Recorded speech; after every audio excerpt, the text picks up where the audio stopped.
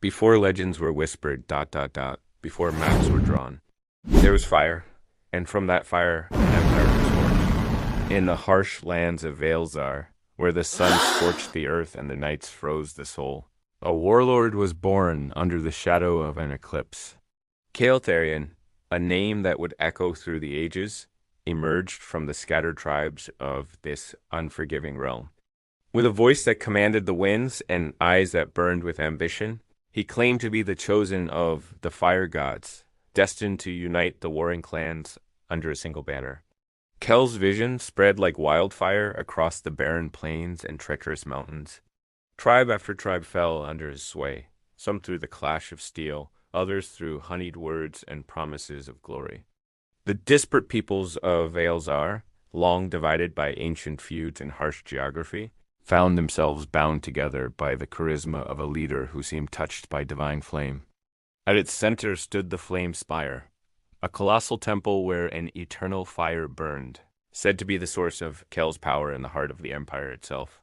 Metallurgists discovered alloys stronger than any known before. Healers unlocked the secrets of life and death. Architects raised impossible structures that defied the very laws of nature. Kael, once a beacon of hope and progress, grew old and bitter.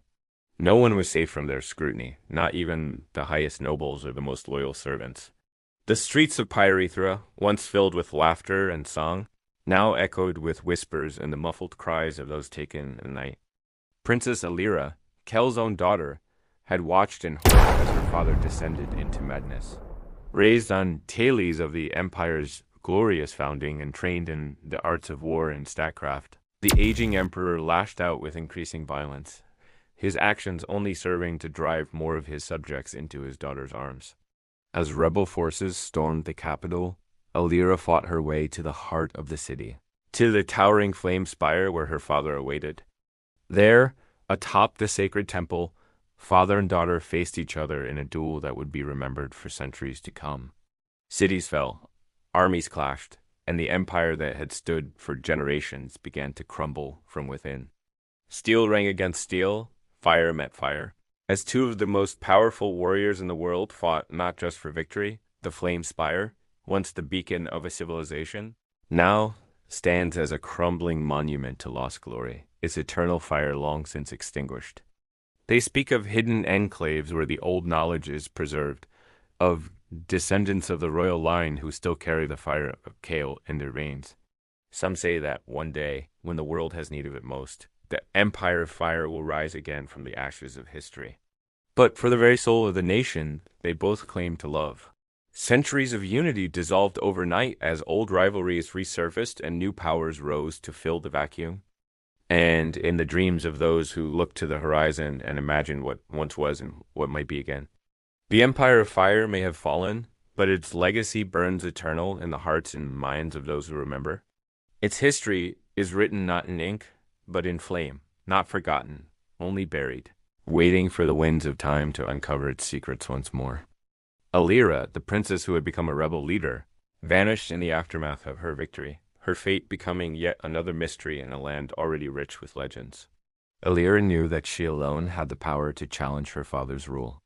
As Kael fell, his blood mingling with the rain that lashed the top of the Flame Spire, the empire he had built with fire and will crumbled into ash. The fire that had driven him to greatness now consumed him from within, twisting his mind with paranoia and cruelty. Soldiers disillusioned with Kael's cruelty, scholars whose pursuit of knowledge had been stifled, common folk who yearned for the return of justice and prosperity, all rallied to her banner. The people who had once revered Kael as a living god now cursed his name in secret, praying for deliverance from his tyranny. But hope, it seemed, had abandoned the empire of fire, leaving only ashes and despair in its wake. The wise and just ruler of old became a tyrant, seeing enemies in every shadow, traitors behind every smile. The empire's scholars peered into the heavens and unraveled the mysteries of the stars, while its artisans created works of such beauty that they were said to bring tears to the eyes of the gods. The city streets teemed with merchants from distant lands, its libraries filled with scrolls in 100 tongues, its forges producing wonders of metal and glass never before seen. As the newly forged empire's borders expanded, Kael's gaze turned to the lands beyond. Neighboring kingdoms, once secure in their isolation, trembled at the approach of his armies. From the frozen peaks of the north to the sun-baked deserts of the south, all bowed before the banner of the flame. But Kael was not content with mere conquest. He saw in each new land an opportunity, in each conquered people a wellspring of knowledge and skill to be harnessed. Yet it was not through brute force alone that the Empire of Fire grew. Kael's military genius was matched only by his diplomatic cunning. Where swords failed to conquer, alliances and marriages sealed with vows of eternal flame brought new territories into the fold. In a span of years that seemed to pass like moments, the Empire of Fire became the largest the world had ever known. The Empire became a melting pot of cultures, technologies, and ideas. The finest minds from 100 nations were brought to the heart of Kael's domain, their talents fanned like embers to create innovations that would change the world. The capital city of Perithra rose from the dust, a testament to the Empire's might and the fulfillment of Kael's grand vision. Perithra became a beacon of civilization, its spires reaching towards the heavens as if to challenge the gods themselves. The golden age of the Empire of Fire dawned, and with it came advancements that would shape the course of history. Yet as the years passed and the Empire's glory reached its zenith, a shadow began to creep across the land. In his madness, Kael formed the Black Flame, a secret police force tasked with rooting out dissent wherever it might hide. As suffering spread across the Empire, rebellions began to spark like embers in dry grass. It was in this darkest hour that an unlikely savior emerged from the very heart of the Empire. In secret, Alira began to gather allies, reaching out to those who remembered the Empire as it once was and dreamed of what it could be again. As Alira's rebellion grew, so too did Kael's paranoia. The final battle was inevitable, a confrontation that would decide the fate of millions. Lightning split the sky, and thunder shook the earth as Kael and Alira clashed, their battle a microcosm of the conflict that raged throughout the Empire. In the end, it was Alira who stood victorious, her blade piercing her father's heart in a moment of tragic triumph. With its founder dead and its structures of power in chaos, the Empire of Fire collapsed.